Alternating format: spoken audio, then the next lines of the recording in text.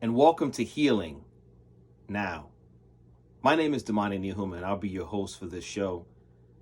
This episode is entitled Amy Cooper and the Origins of the Black Male Predator Narrative. If you've been watching, you know that essentially this program is dedicated to engaging a discourse around the issues of race, racial crisis, and racial divide in America, which has been our age-old unsolved problem. The late great author James Baldwin once said that not everything that is faced can be changed, but nothing can be changed until it is faced. So if we can have these types of discussions amongst our family, our friends, our co-workers, hopefully we can get to a place in America where we're not having these discussions down the road, our children and our children's children. And maybe we can get to a point where we are truly one nation under God. I try to keep these discussions short. I could certainly go on at great length about the topics that I've been discussing, but I wouldn't think that that would be prudent in terms of people just sitting, for lengthy amounts of time. So to some degree, I feel like I'm not completely doing the topics justice, but I'm trying to touch on some things that I hope will get discussion going and encourage people to do their own research and just help to understand how we've gotten to this place in America. So the question is, how does Amy Cooper fit into what I'm talking about? Well, essentially, Amy Cooper is part of a continuum of something that began a long time ago on the plantations of America. This notion of the black man and him being a predator and a dangerous figure for white women. So Ms. Cooper may not be fully cognizant of the history that she drew upon in that moment, but I want to talk about it. I'm going to function under the assumption, because in the interest of time, I don't want to go into everything that happened. I'm going to function under the assumption that you know what this is about. And if not, Google Amy Cooper's name and the whole story will come up, and then come back and watch this video if that's what you have to do. But to just get right into it, what Ms. Cooper simply did was draw upon something that has been embedded into the American psyche, something that has been instilled in people, that the black man represents a physical and a sexual danger to the white woman.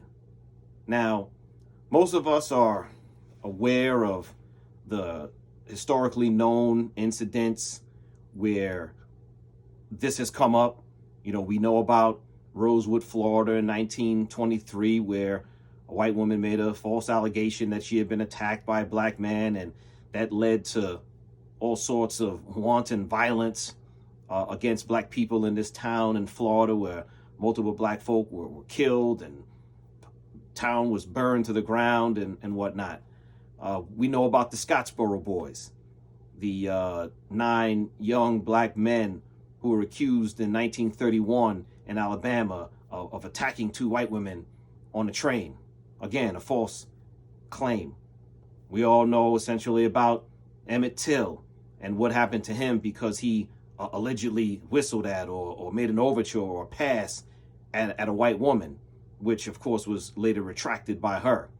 So we know about those things, and there are innumerable instances throughout history where these types of claims are not as well known and not as famous or written about, but we know that this is something that has happened ad nauseum in America, where black men have been accused of crimes of violence or sexuality against white women, and it has caused all kinds of issues. And I'm talking about innumerable false claims, rape allegations, and otherwise.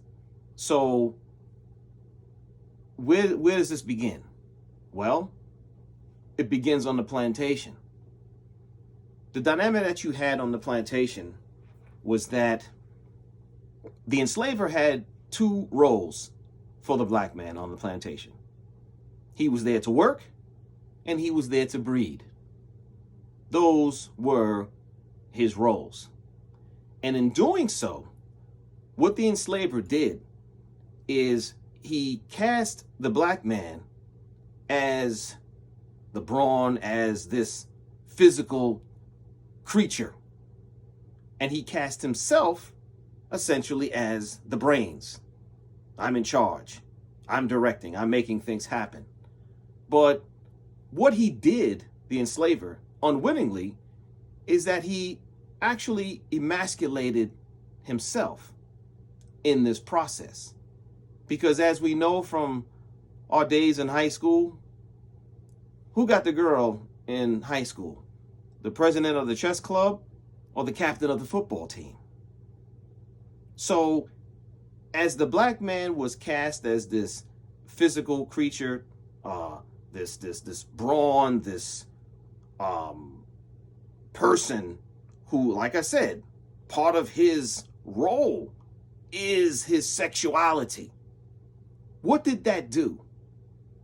That put the black man in a position where his physicality and his sexuality was coveted not just by the enslaved black woman, but invariably and undoubtedly, you created a dynamic where the white female sees that black man in that way. Because that's how it was set up. That's how he was portrayed. That's how he was cast. But as we know, the most egregious offense for a white woman to engage in at that time was to have any type of physical contact with a black man, to even be thought to have the desire to have physical contact with a black man was something unforgivable for the white woman to commit.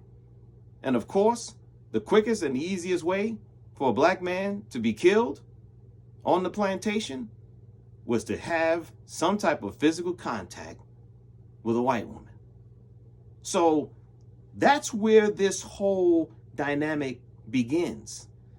Because what was created on the plantation was this forbidden fruit concept.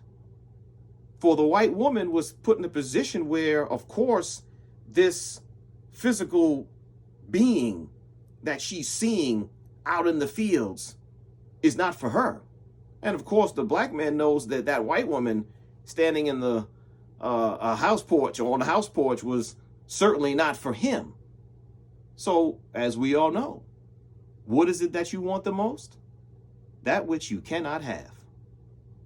So, in an effort to ensure that those types of relations in the mind of the enslaver did not happen, he had to cast the black man as a predator, as a danger to the white female, someone for her to fear and for white men to fear insofar as his intentions towards the white woman. And this is what happened. You know, I like to point to D.W. Griffith's Birth of a Nation film. I think it's on YouTube. Check it out.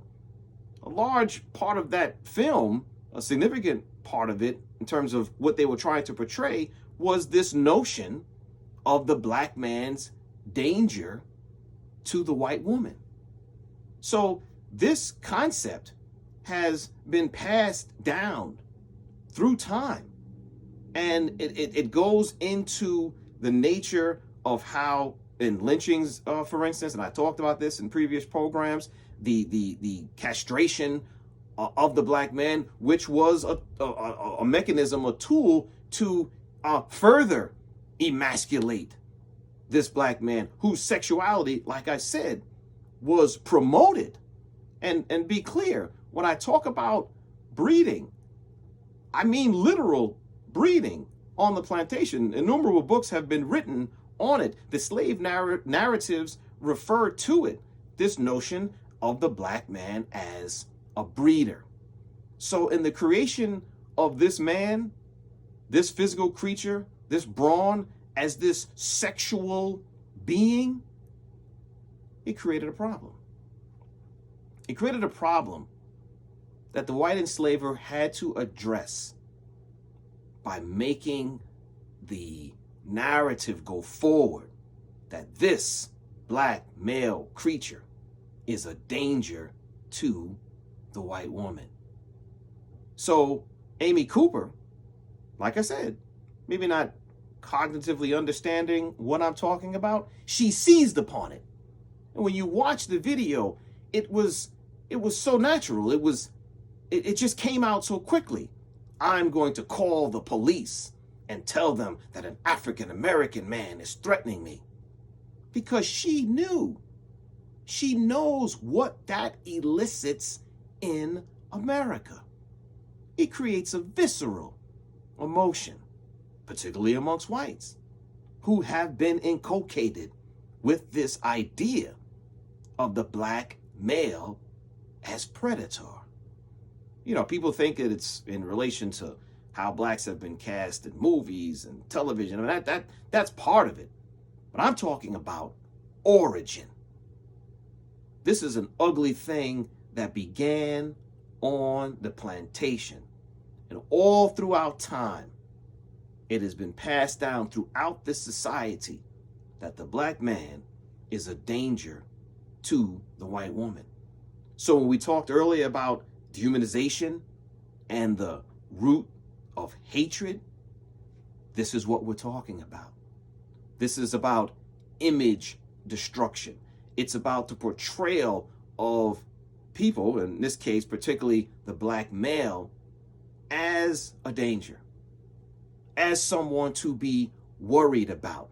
And that mentality has actually just permeated society. So it functions not just on a sexual level, it functions on multiple levels, where black men are made to feel that in some fashion, you know, we're dangerous, or someone to be concerned about in the elevator, or, you know, walking down the street.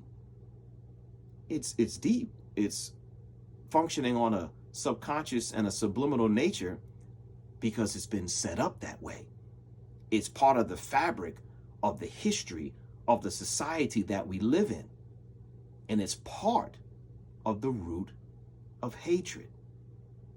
So again, I continue to discuss these things because we cannot heal until we diagnose, until we understand what has gone into the development of the mentality that has made this society function in a way that is divisive, is accusatory, is damning towards, in this case, particularly the black male, then we can't get past the place that we're in. We have to talk about it. We have to be honest about it.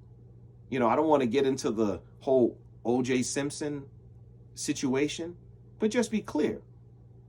If it had been Joe Namath, and I don't want to just pick on Joe Namath, but I'm using him because they were contemporaries in terms of them having played in the same time period. If that had been Joe Namath who had been accused in that situation, as opposed to O.J. Simpson, does anybody think that it would have been the juicy, hot story that captivated the American consciousness for as long as it did? Of course not.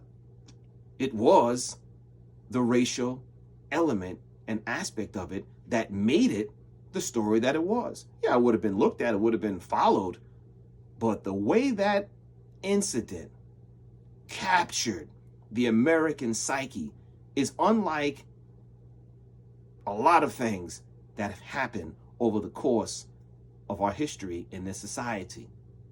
It is a problem. It is something that we're still dealing with, and obviously we saw it in Central Park, watching on our handheld devices on that day. Miss Cooper, again, seized on it and weaponized her white femaleness to place this man, Cooper, no namesake, in a place of fear and a paralysis, because now I, a white woman, I'm putting it out there that a black man is after me. Not just a man, an African-American man. She said it with emphasis. So we have to deal with this dynamic in this country. We need to deal with how we can start to peel back the layers of all the things that have been done to embed into the psyche, into the consciousness of the American public, perceptions of people, particularly perceptions, as I talk about, of black people, so that we can move to a better place.